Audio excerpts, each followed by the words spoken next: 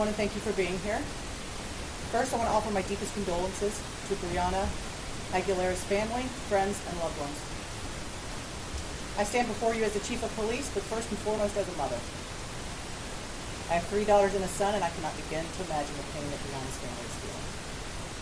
As a parent, none of us want to contemplate the loss of a child, and again, my heart aches for them. Before I turn this over to our lead detective, I want to be clear about a few things. It is not common for a police department to speak publicly about a death by suicide. But inaccurate information has circulated and been reported. And that has led to additional harm of innocent people, bullying included, and their families. There have also been statements suggesting the police have failed to do our jobs. Those statements are not accurate. I understand how grief and the need for answers can raise intense emotions and many questions. But sometimes the truth doesn't provide the answers we are hoping for, and that is this case. Please know that careful investigations take time. We must interview witnesses, collect evidence, and piece together facts. Releasing partial information too early can jeopardize the integrity of that case. I want to assure everyone that our team worked around the clock. These guys do not sleep. They worked around the clock on this case. And many of them are parents themselves. We used every available resource, interviewed numerous people, gathered evidence, because we too want to understand what happened to Brianna, who was clearly loved by so many. I want to thank our homicide unit and victim services for their thorough work on this investigation and providing support for everyone that has been involved. I'm now going to turn it over to Detective Marshall, who will walk us through the timeline.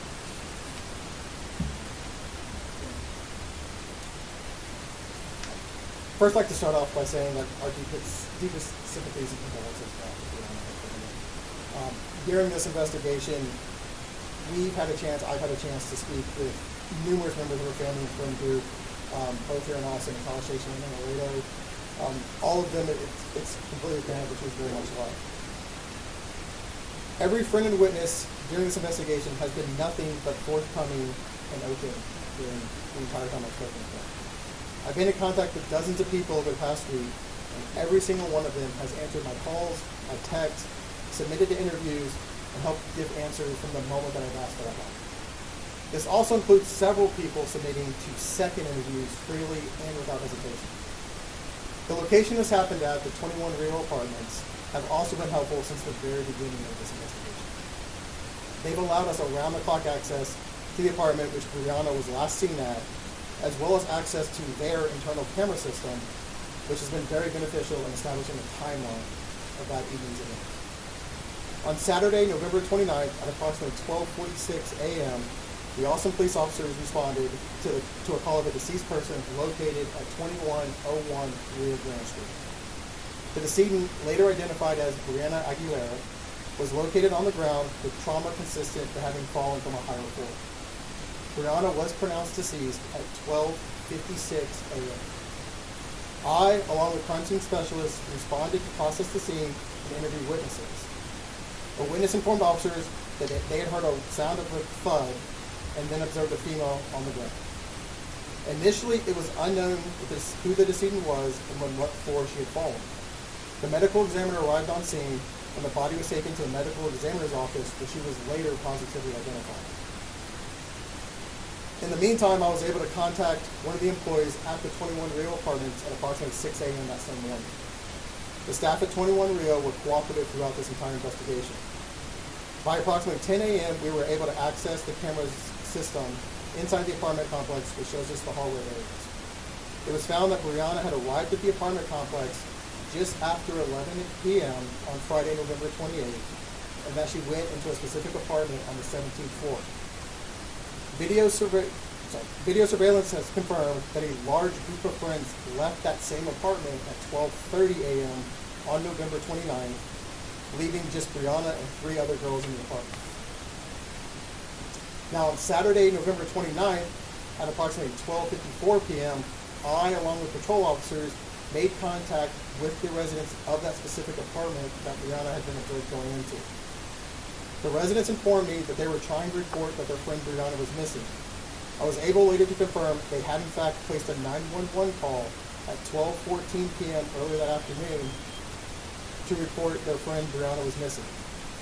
They informed me that they were hosting friends for the Texas A&M football game and that Brianna was supposed to be staying there that preceding evening. I spoke with 3 different female witnesses on scene, as well as later a 4th witness who had left earlier that night. The investigation showed that Brianna had been at a tailgate party earlier in the day and became intoxicated to a point that she was asked to leave the same tailgate. She had told her friends that she had lost her phone at some point near that tailgate. They had all returned to the apartment where Brianna borrowed a phone of a friend to call an out-of-town boyfriend. Witnesses heard Brianna arguing on the phone with her boyfriend, which was also confirmed later by the boyfriend. Phones from both the phone Brianna used and the boyfriend's phone have confirmed through call logs that call did occur. Now this call occurred at approximately 12:43 to 12:44 a.m., approximately 1 minute. This is 2 minutes before the 911 call of the body found down below. On Saturday, November 29th, it was found that Brianna's mother, Stephanie Rodriguez, had called the Austin Police Department at 12:50 p.m. This was in an attempt to locate Brianna. Rodriguez called back an hour later at 2 p.m. stating the location of her daughter's missing phone. The phone was located by Austin police officers in a wooded area by 3:30 p.m. that afternoon near Walnut Creek in a field by the Austin Rugby Club. Through this investigation, it was found that Brianna had attended the tailgate on Friday, November 28th at the Austin Rugby Club, arriving between 4 and 5 p.m. and then leaving at approximately 10 p.m. Witnesses stated that after Brianna was asked to leave the tailgate, she had repeatedly dropped her phone and staggered into a nearby wooded area where her phone and other items were later located by Austin police. Just after 4 p.m. on Saturday, November 29th, officers from the scene paged homicide and informed them that they had located the property belonging to Brianna and determined that there was also a separate deceased person call with the same name. Rodriguez was notified of Brianna's death just before 5 p.m. Brianna's phone was placed to the west of her property, still on the 17th floor of the apartment, for her family to later receive. On Monday, December 1st, the mother and father of Brianna met with victim services and those of us in the homicide office at police headquarters. There, Rodriguez turned over Brianna's phone and gave it back to us. A further review of Brianna's phone shows a deleted digital suicide note dated Tuesday, November 25th of this year, which was written to specific people in her life. From the moment this call originated up until now, between all of the witness statements, all of the video evidence, and all of the digital evidence collected, at no time did any evidence point to this being anything of a criminal nature. Rather, our investigation has revealed that unfortunately Brianna had made suicidal comments previously to friends back in October of this year. This continued through the evening of her death with some self-harming actions early in the evening and a text message to another friend indicating the thought of suicide. We recognize that hearing news like this can be difficult and may affect members of the community in very personal ways. If you or someone you know is experiencing emotional distress or mental health struggles, support is available. You can call or text 988 to reach the Suicide and Crisis Lifeline, or contact Integral Care's 24-hour helpline at 512-472-HELP. That's 512-472-4357. To be connected with local crisis services, including mobile response teams. No one should have to navigate these kind of crises alone.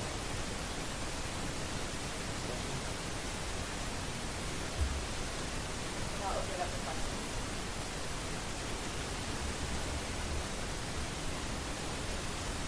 Anyone else? Y'all. Couple things. Was the mom aware of these previous when out during the investigation and what other charges are saying about some online separations? It just happened to not something people have brought up about concerns about the types of family that got them. The first part first. I was in contact with Brianna's mother beginning Saturday afternoon. We spoke through Sunday and Monday through the meeting here. Since then, I've attempted 4 times to contact her. I wanted to share this information privately. She did not reply to any of my attempts to talk to her until yesterday afternoon when she asked me to talk to her more. So I've not been in contact with her mother. However, her father I have been in contact with. He knows all this information as of yesterday. And then secondly, the fight. There have been online reports of a fight. The only evidence that we have of any kind of physical altercation was Brianna punching one of her friends as they tried to help her out of the party. We have no evidence of any other altercation.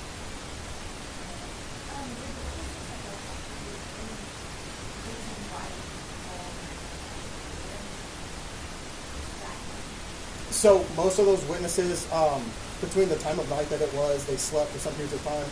They do have some text messages. They were worried. They assumed because so many friends from their hometown were here in Austin staying at different locations, they had assumed she probably just went back out with another friend group that was in the immediate area and just never had any idea. No. There were no evidence.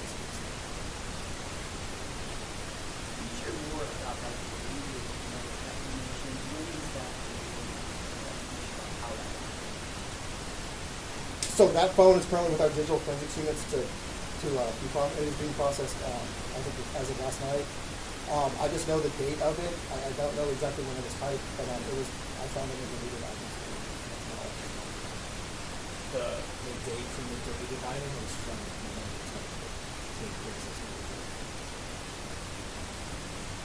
In the absence of chapters that happen on Monday, how would you handle this? I hated the chatter probably as much as her family and everybody and the living witnesses hated it. The problem is I can't make a public statement until I interview everyone, and several of these people we've interviewed 2 times. Video takes hours and hours not only to get, but then to go through and process and look at. Her phone takes hours to go through. I've never been a part of an investigation that's happened as fast as I wanted to.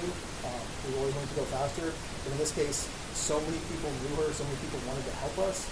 Just to dig all that information, unfortunately, it's taken 3 or 4 days. How certain external alarm this? Just every investigation we have to rely on the evidence, and all evidence in this case is included in this case. Can you share a little bit more about who was inside the apartment at the time that she fell? And were you able to speak to all of them? I won't share their names, obviously. Yes, I've been able to speak with every single person in there. All of them multiple times, actually, throughout this. They were just all friends. Again, this is all a large friend group from America. Is there anything that you can share about what she was last seen wearing after her presentation, especially some of the wardrobe that was seen outside? I'll speak to that. She was found wearing the same stuff she was wearing at the tailgate. Part of the reason it took 4 hours for the video surveillance, she was wearing something slightly different when she arrived back to the apartment. So that kind of threw things off to actually locate her, but she was wearing that same stuff.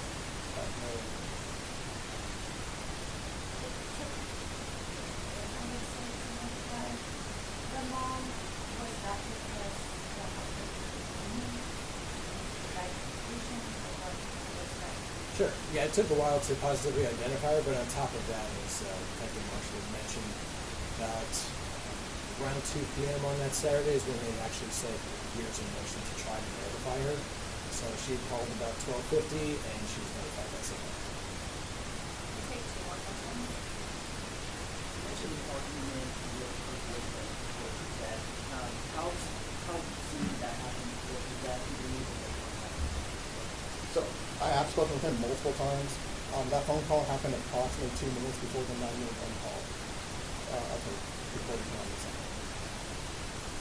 What if the mom's questioning is that you talked to friends and people that were in the apartment saying your food? Maybe instead of the time you were food, you could also then use other people?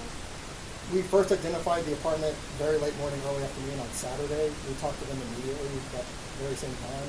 And like I said, since then we've spoken multiple times to everyone else in the apartment.